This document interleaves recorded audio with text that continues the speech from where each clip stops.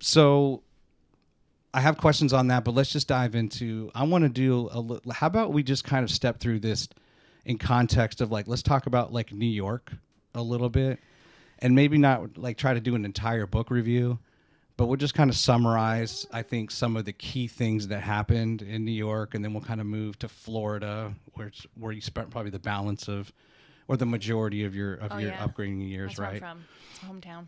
But, you know, and what was surprising to me when, and shout out to John Salanto, who's a friend of mine, a former, I should say retired. Former means you're not getting paid. Retired means you're getting a pension. So John Salanto knows your husband, who's here in studio, and he texted me and said, hey, you really need to have Christina Meredith on your show. She wrote this book. She's got this amazing story. So here we are. So shout out to him. Thanks, John. And I would say when you hear about abuse, and we've had that in our family, I immediately thought it would be at the hands of your father or just as the book starts, a male. And I was very surprised as we get into this, and like, well, no, the mother is the first of the perpetrators.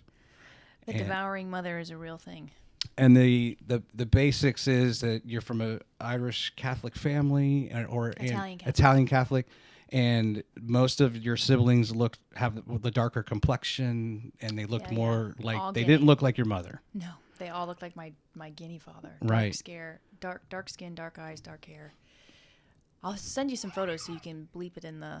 Yeah, that'd be great. Flash them in, and Please. It's crazy. I have one right here, ready, available, and you can just look at the difference.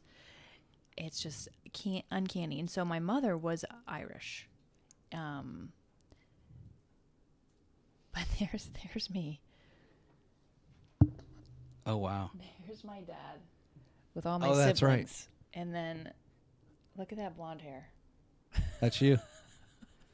Like I stuck out in the crowd from the very beginning. Yeah. And through years of therapy, I found out, at least some of the psychologists and therapists I went to had told me that the reason my mother singled me out is because I looked like her the most. Mm-hmm. So when my mother grew up abused, and she grew up in and out of different transient environments, her mother was horribly abusive to her.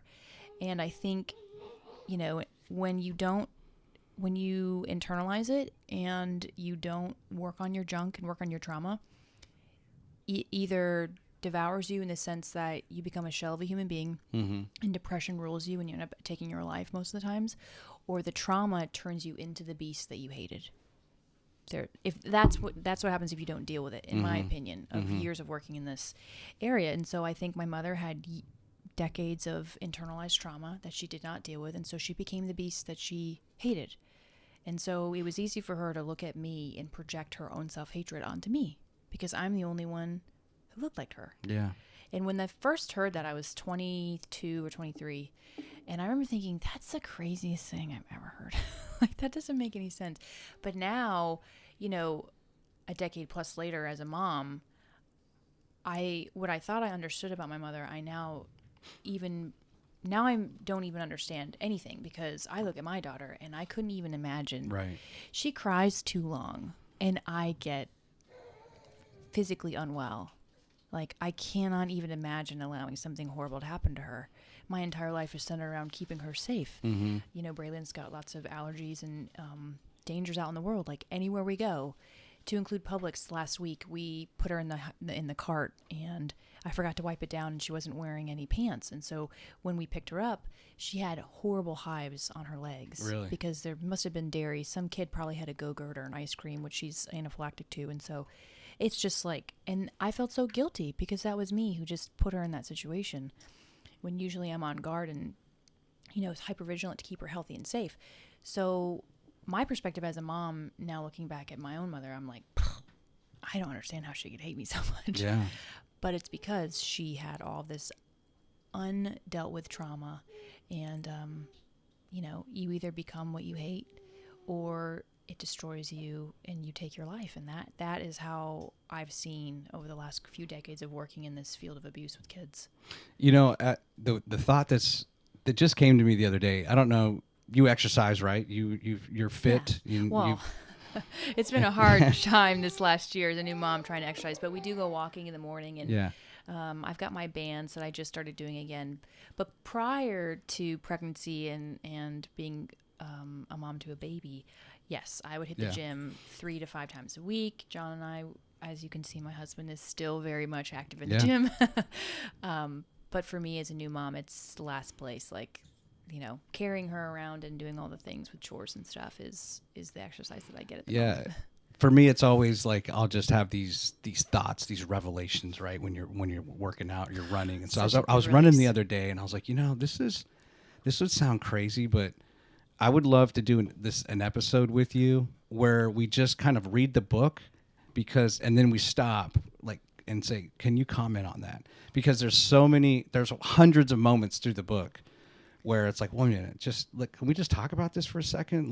Right at the beginning, what happened to your mother? Yeah. You know, and I know maybe that wasn't the purpose of the book, was to go into all of your mother's upbringing, and did the level of abuse even rival in what she put on you? No, I don't think it did from what I know. But again, you can deal with what traumatized you as a child, or you can let it destroy you, or you can let it turn you into a monster. And that you get 3 choices: deal with it and heal, to become the antithesis, which is what I chose to do. Don't deal with it and let it rob you of life and become completely depressed and dependent on drugs and all the things to numb yourself, and essentially you not have a life. Or it consumes you and you become what you hate. You become a monster. Yeah. So I think with, my mom, I don't think she grew up. I don't think she had the pain inflicted on her to the level that she did to me. But I can't say for certain because I wasn't there, right? Yeah. So, but she definitely grew up with some nastiness. But even still, yes, there's a reason she did abuse me and my siblings the way she did, but there's no excuse. Right, I'm an adult and I'm a mom now. Yeah. And I went through all kinds of horrible things, and I don't go around abusing other people. Yeah.